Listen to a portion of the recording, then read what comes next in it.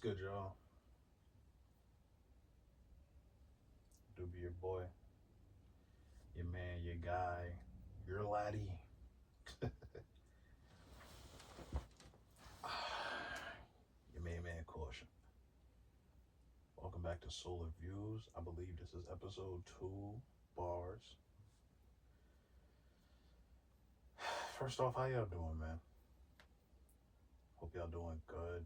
For me, it is Wednesday, February 18th.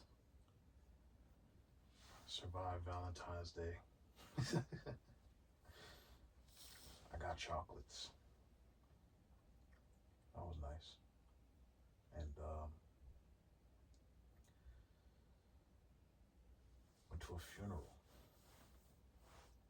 First time I ever heard of a funeral on Valentine's Day, by the way, but it was beautiful. Um, my aunt had passed away.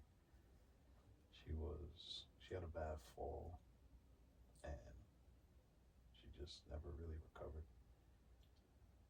But yeah, I don't want to stay on this topic for too long, but you know, it was great seeing family and stuff, and service was very beautiful. But I think I'm undeniably getting older because I now see like the factions that are the factions in the civil war that is my family. So that's dope. Anyways, back to solar views, bruh. And I guess it kind of ties into what I'm talking about today. Episode 2 is about learning who I give my energy to. So, sorry, that was loud. Just had to move my sunflower seeds. Very, very healthy snack, by the way. If anybody out there is looking to lose weight, very, very healthy alternative. Especially like if you find your addiction isn't food, it's more so just the movement, which is a lot of people, which is also kind of what I fell into with like vaping. I didn't even really like smoking. I never liked smoking itself. It was like the habit paired with when I would do it, it was like hitting me twice as hard because I was like, okay, I feel like this, I should do this. That motion makes me feel better. Was never to smoke. So just like food, it might just be the motion, you know? So if you're doing it more, and you have to do it more with sunflower seeds than you do with like sweets and stuff, you know? It's a much more active snack as well. You have to eat a lot more, but it's kind of, I don't know how to explain it. It gets old. It does get old. You have to be doing something to keep yourself entertained. Like other food is like so packed with flavor. You're like, you're not gonna get that with sunflower seeds, but you know, it's good though.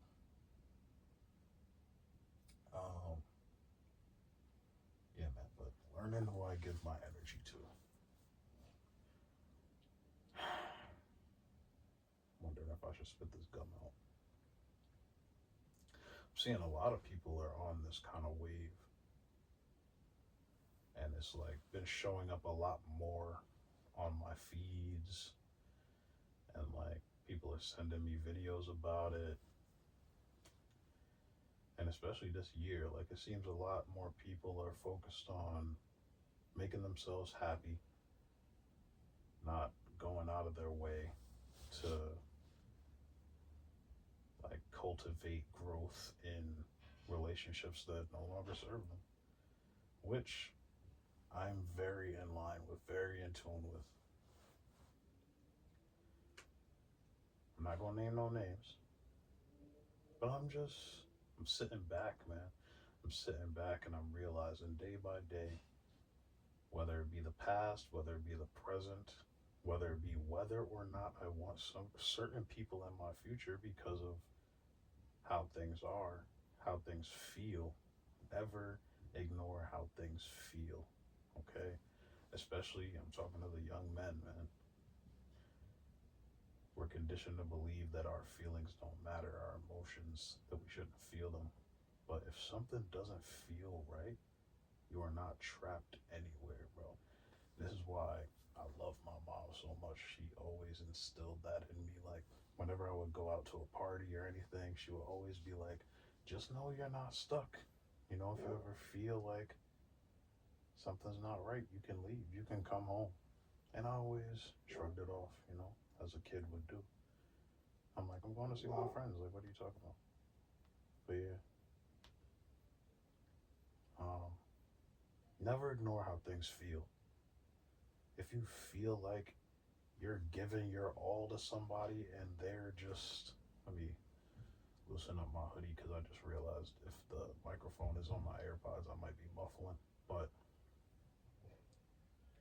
I hope that didn't just mess up the whole audio. But yeah, if you feel like you're giving your energy to somebody that almost never gives it in return, or it feels like it's transactional, like you have to give something to get something back all the time, and you feel like, especially in that scenario, you feel like you're the one giving first or at all to even get the bare minimum back. Like, it's not just relationships, and I always thought that. I always gave so much leeway for my friends and my relationships. But then I learned I can't do that for my relationships because I won't be happy. But then I took it a step further and I was like, this shouldn't just go for my relationships. Why am I so forgiving in general? Why? So I started looking at things from the same light. Like, I deserve to be treated right. I deserve to feel important to some people. I deserve to feel that way.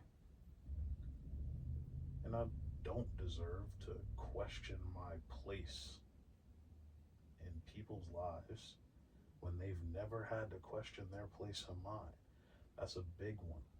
If you, especially if you're a giver, if you're a healer, all these words, man, and never fall for that's just the way I am. Never fall for those type of people, man. You fall in love with pattern. You fall in love with pattern, not potential. So, yeah, man. If certain things keep happening over and over and over again, get used to that or get it away from you. Because the way life is, people change. People change all the time. But as of right now, if something's going on, and it has been for a while, whatever a while means to you, you either love it or you let it go. Because that's your life. Don't play with your life. Do not put things off until the next day. Do not put things off until they get out of a relationship. Do not put things off until they're happy again. If you feel a certain way about a relationship today, and you feel like you shouldn't feel that way about that relationship today, then you need to get that away from you. Because it taking up that much space in your mental and you judging yourself because of how you feel, like you feeling like you're too much. First of all, you cannot be too much. Okay, I'm gonna put that to rest right now. There are way too many people on this planet. We'll start there. Yeah, There's way too many people on this planet for there not to be a group of people who accept you for you. So you cannot be too much. You can be too much for people who are not for you, of course. But you are not too much. Do not change yourself to fit in with people who would never do the same for you. Because what'll happen is you'll cut yourself down. You'll cut yourself down so that you could fit into this tiny little space that they like to have you in because it's more comfortable for them, or it's easier to look at themselves when they look at you in this small, stretched thin version of yourself. And when you ask them for the same treatment, when you ask them or bring to their attention that you don't like something that they're doing, what they'll do is they'll hit you with, oh, I wish you'd just like me for me. This is just who I am. This is who I've always been. Why do you have a problem with it now? But they never will accept that from you. So, no. And by no means am I saying we are perfect the way we are, because we can stand to improve ourselves objectively. But subjectively, if someone doesn't like something about you, that's when discernment comes in. Do you like this about yourself? That's when you say,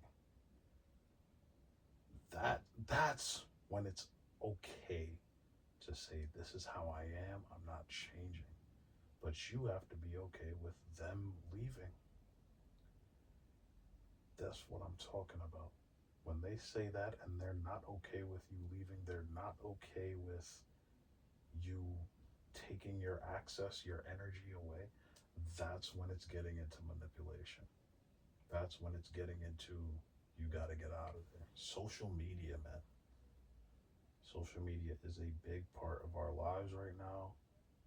And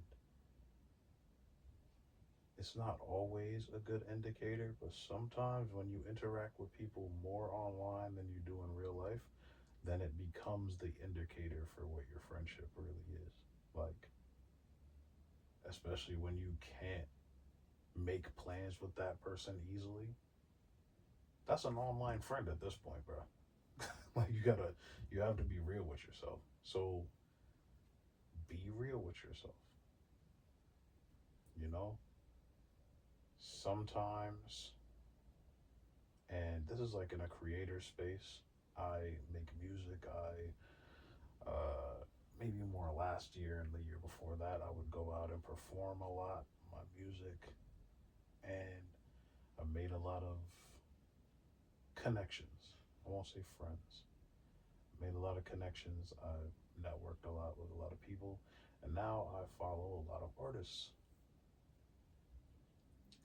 When they make songs and they make posts about it and they want you to repost and comment and like and all that, show love, it's show support, it's free. Cool. You go do that. Reciprocation, though. There are people that I've gone and did all three of those things, all four of those things, put it on my story, repost, comment, all of that. I'll post nothing.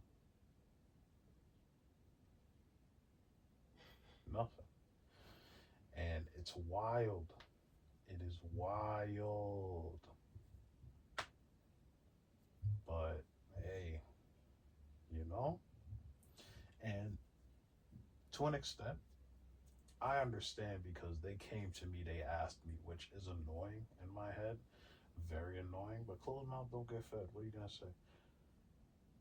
But I feel like when somebody shows you support and then they do something that could benefit from support in my head, wouldn't that raise a flag in your brain to be like, oh, they did it for me, I'm gonna go do it for them? You have to be asked to support somebody who supported you? Nah, bro. Nah, bro. We not doing that. We not doing that, brother. It feel like giving your money to somebody when they asked for it, and then you having to ask for your money back. Like, gang. This is why now, and this episode not even about money, but this is why now, when people ask me for money, bro, I don't even expect it back half the time. I'll look at my budget and be like, am I okay with losing this amount of money? Am I okay with losing this amount of money? Can I make it back comfortably? And if I can, cool. Yeah. That's how I deal with money. Like if I feel like I can deal with losing this amount of money, I'll give it to you.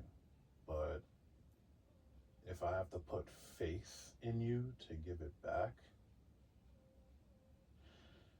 I might ask to give you a lower amount. Like at this point, I'm just thinking, okay, I'm paying for something, you know? And I'll never go as far as to say, like, yeah, it's cool, don't give it back. Like, I won't say that outwardly, outright, but that's kind of the energy. So, yeah. Now, when it comes to muting and blocking people, I used to be like the biggest catalyst, the biggest believer of everybody deserves closure. Don't duck away from the hard conversations. But nowadays, man, I'm gonna be honest with you. I don't give a flying fudge pop what you think of me. I don't care where we stand. If something happened between us and I feel some type of way, you feel some type of way, or worse, I feel some type of way and you don't care, then I don't care. I think I'm going to read that Machiavelli book because I'm learning. I'm learning that whoever wants less out of the situation is the winner. And I want a lot from other people. That external validation has been beating me over my head all my life. I want validation. I want to be understood. I want all of this stuff that I'm slowly beginning to not want anymore. And it's so good. It's such a good thing, man. And it used to feel bad. It used to feel like those were traits that the bad guy has, that the villain has, selfishness and all this other stuff. But all that stuff is good for you. All of that stuff is good for you to be self-sufficient. And it's hard to explain to somebody young and naive because they believe the world is a beautiful place. They believe that everything you put in, you get out. You know, the magic, that magic is real and we all deserve love and, you know, and to an extent, I want to believe in those things. Not even to an extent. I do want to believe in those things. To an extent, I do believe in the potential of some of those things. But time and time again, I'm shown that it's just not here, not easily found. And anything not easily found, I'm also learning, sometimes doesn't exist. The absence to evidence is not the evidence to absence, of course, but if you're trying to survive, if you're trying to thrive, wouldn't it be better to put your energy towards gathering resources you know are on this deserted island, are on this desert island. I don't understand why people say deserted island. The island can't be deserted. The island is a desert island. You're the one deserted on the island. Quick little spiel, quick little tangent. But if you're on a desert island and you know certain things are on it, wouldn't it be better to look for the things that you without a doubt know are on this island, rather than to make up in your mind that you can find this magical thing that's going to make everything be okay? Leave that to the motherfucker who believes, all right? And it breaks my heart. I'm sure it breaks the younger me's heart as well. But leave that to him, you know? And if he finds it and he wants to share, bet. If he finds it on the brink of death, and I don't know, good on him. But I'm going to spend my life in a smarter pursuit. That's all it is, man. Like, I have a finite amount of time. I can't keep chasing these things that I keep getting proven to myself that it's gonna, it might not ever happen.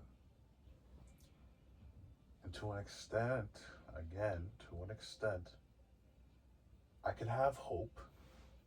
I could have unyielding faith that all these things are gonna work out and it's all gonna, you know,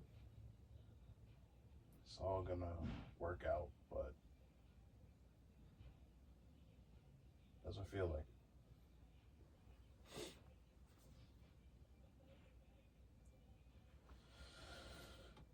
That was a big tangent. I didn't even get to where I was. Muting and blocking people. So yeah, I used to believe that you shouldn't do that stuff, that you should just have the conversation, that you shouldn't close the door. But I'm going to be so honest right now.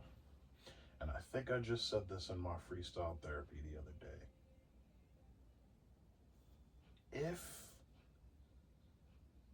All right, I did just say this. Podcast views, Jason Nash. He was talking to David Dobrik, and they were talking about like having faith in love and finding somebody and all that type of stuff. And David said he's just gonna give up. Like, he's just gonna focus on himself, and good on him, man, because he's got a lot of things, material things, sure, but he also has a lot of substantial things. He has friendship, he has platonic love, he has financial security and stability. And Jason kind of told him, you know, you can't give up. And it's funny for the older guy to tell the younger guy that you can't give up. It's funny. It's not funny. That's the way it should be, because you want the young guy to still have that unwavering faith. Like, it fills your heart with happiness. But when the young guy gives up early, it reminds the old guy too much of himself. At a certain point in time, he did the same thing, and he doesn't want that to happen that soon. It breaks your heart, but look, I was living by that for a long time, that what Jason said, that you just need to keep the light on. If everybody's an island, you know, if everybody's an island, then you just got to keep the light on. You got to turn it on every day, so that those ships that are coming from those islands, if everyone's an island, they're going to send a ship out and they're looking for light. They're looking for light. You got to turn the light on every time, or you never know when you're going to meet someone. You never know who's going to be that good match for you. Who's going to be, you know, the one who's actually looking for light to share, and not a light to steal, take, things like that. But I think I'm moving more towards what Muhammad Ali said. You know, if there's 100 snakes at my door and like 8 of them are saying that they don't have poison, that they don't want to bite me, I'm going to shut the door. I can't tell the difference. And what if you're lying to me? What if you're lying to me? And I've got discernment, but if you're not lying, you could just change your mind one day. At least in my home, in my lonesome, there are no snakes that have the potential to bite me. And I know I'm not one. So I say all that to say, man, if you've got to close the door on a couple snakes, you got to close the door on a couple snakes, man. If you're not getting what you need to get out of a connection or whatever it is, and even worse, if they're trying to get something out of you that you're not willing to give, and you told them over and over that you're not willing to give, it's time to get rid of that notification, because the more people persist, especially for me, the more people persist on something, the more I'm prone, or I was prone, to just be like, here, take it, whatever. I'm getting better with that, but for now, I just gotta block you. I just gotta mute you. I cannot keep hearing about this over and over and over and over and over again. And I'm getting there with this friend, coworker of mine as well. And I won't name no names, but at this point, it's becoming more his problem than my problem. So, and the more he brings it up, the more I'm just like, you don't actually care about my success. It feels like you care more about you being right about what I should do. So I'm about to just straight up tell son, like, yo, if you're my friend for real, do not talk to me about this. Because if you keep talking to me about this, I'm about to assume that you're just beating a dead horse. You're trying to get me angry. Shit like that. I've expressed to you I don't want to talk about it. I'm about to block you in real life, my nigga.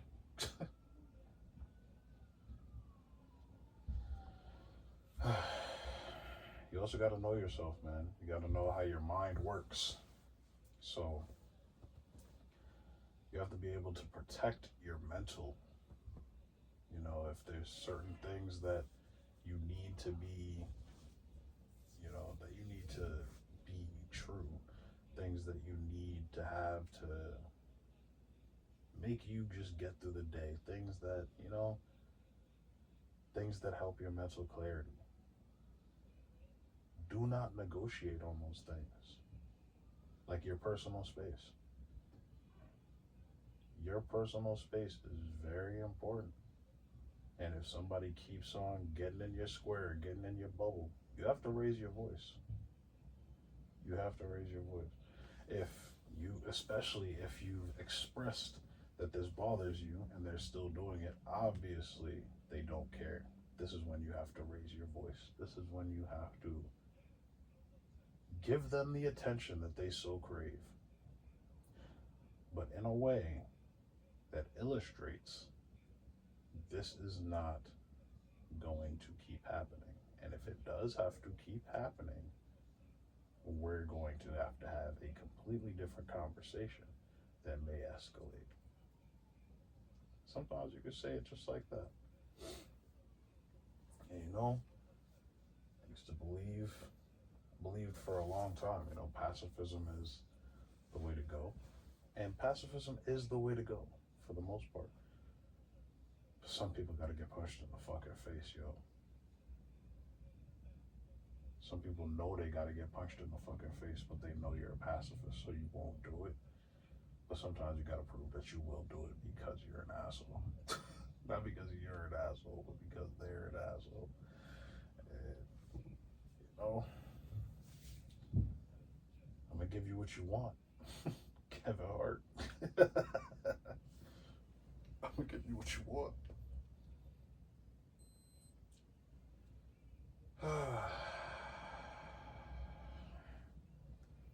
And finally, what peace feels like when you choose it.